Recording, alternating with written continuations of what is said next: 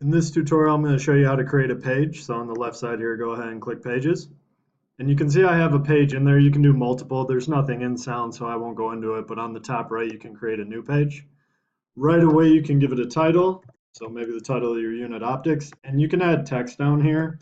Whatever you want to add in. Optics is the study of. And then there's also three other things that I'm going to show you besides the text. You can see there's many more things you can do, but I'm just not going to go into the detail of that. So the first thing I like about Pages is you can kind of make it visually appealing and add images.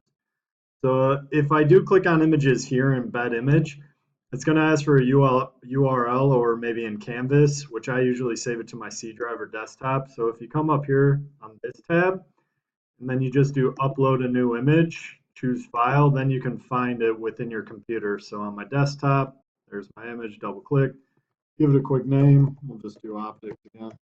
Hit enter, and then it'll upload it on there.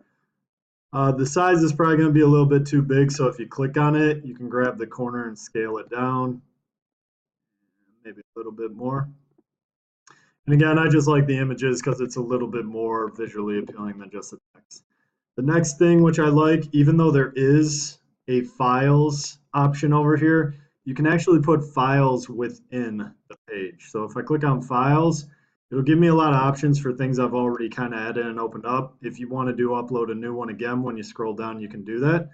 But I can just click on one that I already have there since we've already done the upload portion, at least for the image. For some reason it did two, so if I delete this, there's my one unit outline. If you want to even just copy and paste the text from maybe the unit outline in terms of the schedule, you can put that right there and then it'll be easily accessible to the kids. The last thing that I want to then show you is a link.